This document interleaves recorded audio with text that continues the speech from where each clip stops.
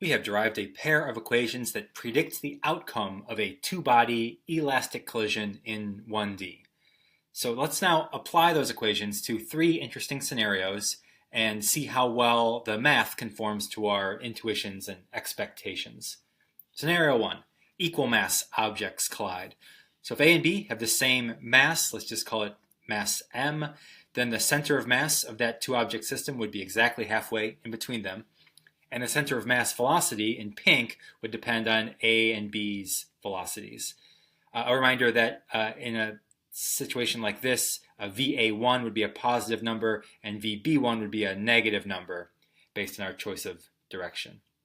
Okay, so let's compute the VCM first of all. We'll do that in all three of our scenarios. So compute the velocity of the center of mass. Let's look at the math carefully here. We would just replace all the masses with m. It's all the same mass. In the denominator, m plus m is 2m.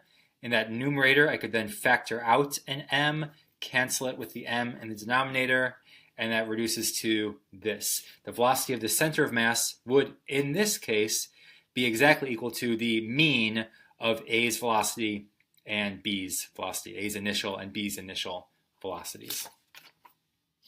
Okay, having that, we then apply our pair of equations that we derived that are the solution to this collision. This equation predicts VA2 and VB2. So to find A's final velocity, we double the VCM and subtract A's initial velocity. To find B's final velocity, we double the VCM and subtract B's initial velocity. So double the VCM, twice this gives us VA1 plus VB1. Subtract from that VA1. Those cancel, leaving us with just VB1. Likewise, here, double the VCM, gives us VA1 plus VB1. Subtract off VB1, leaving us with just VA1. And we see that in this equal mass elastic collision, A's final velocity will be equal to B's initial velocity. And B's final velocity will be equal to A's initial velocity. Apparently, these equal mass objects just trade velocities in a 1D elastic collision. They just exchange velocities. That's our outcome. It's almost as if they pass right through each other and keep on going. So that's scenario number one, if the masses are equal. Scenario number two, bouncy ball hits a wall, or a small, fast-moving thing comes in and hits a big, initially stationary thing.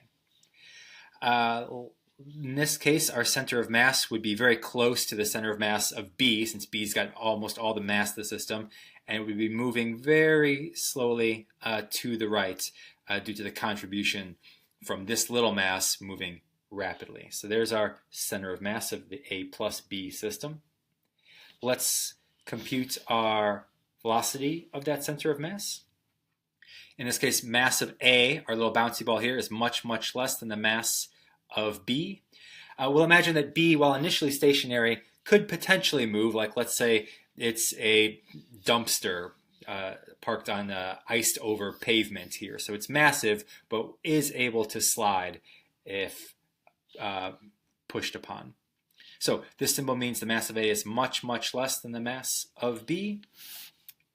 So in computing the VCM, we'll note that the initial velocity of B is 0. By our choice, we're saying this is initially at rest. The denominator, mass A plus mass B. Well, if B is much, much bigger than A, then adding A to B doesn't make very much of a contribution. So the mass of A plus the mass of B is approximately still just equal to the mass of B. Like if this is 10,000 kilograms and this is just 1, well, 10,000 plus 1 is still very nearly just 10,000. So then we have in the numerator just MA times VA1, and so we get this result, the ratio of mass A over mass B, which would be a dimensionless number much, much less than 1, since B is so much bigger than A. So we get some small fraction of A's initial velocity, that's the VCM. So as I was indicating in our diagram here, the VCM has a velocity that's much, much less than A's initial velocity. So there's that little arrow compared to this big arrow. All right, so the VCM is approximately given by this expression. Let's now compute the final velocity of our bouncy ball. We double the VCM and subtract A's initial velocity. So double this minus VA1. So let's look at our terms here. We have some small fraction of A1 minus A1. And if this is much, much less than a VA1 right here, then it makes very little contribution. So this sum here is still approximately equal to minus VA1. This term is much, much bigger than this term. So this term we can neglect. What's that telling us? That A's final velocity is just equal to the opposite of A's initial velocity. Bouncy ball comes in with some speed, hits the wall, bounces off at the same speed. Reverses the direction, but with the same speed. That's what we would expect from an elastic collision. How about the final velocity of B, our dumpster here on ice? We double the VCM. B's initial velocity was 0, so double the VCM is this small fraction of A's initial velocity. So if B was able to move, like if static friction was not strong enough to prevent B from starting to slide, then B would recoil with this very small velocity, some small fraction of A's initial velocity. That's all that it would do. All right, scenario 3. Train hits soccer ball, or big fast thing hits small stationary thing. Big thing moving rapidly, here's a little soccer ball sitting there stationary. So this is a bouncy object. It'll be an elastic collision between the two. Mass of A much, much greater than mass of B. Let's compute the VCM. So here, B's initial velocity is 0. It's initially at rest. And in our denominator, mass of A much, much greater than mass of B. So our denominator is approximately just equal to the mass of A, which then cancels with the factor of MA in the numerator, leaving us with just VA1. The velocity of the center of mass is approximately equal to the velocity of the train, which makes sense because the train is carrying almost all of the mass. So the center of mass of the system will be very near the center of mass of the train itself. So there we have the VCM about equal to the velocity of the train. Let's now compute the outcome of our elastic collision.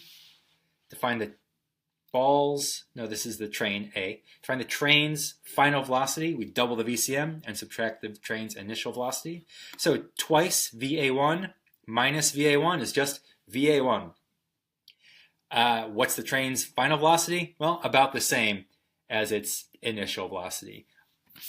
Of course, the train will not slow down very much in any noticeable way when it collides with this much, much less massive soccer ball. So the train plows right on through. How about the soccer ball?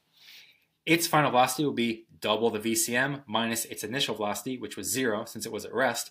So its final velocity is twice VA1, double VA1. The ball gets kicked at a velocity that's twice the train's velocity. So if the train's coming in at 70 miles per hour, it hits that ball and launches it at 140 miles per hour. So I think all three of those outcomes intuitively make sense to us. Big fast thing hits small stationary thing. Small thing gets kicked at double the speed of the big thing. We're going to see it get launched off. Small thing hits big stationary thing. If it's bouncy, it just reverses direction but keeps the same speed. This one recoils very gently, if at all. And in the equal mass collision, they'll just trade velocities and keep on going.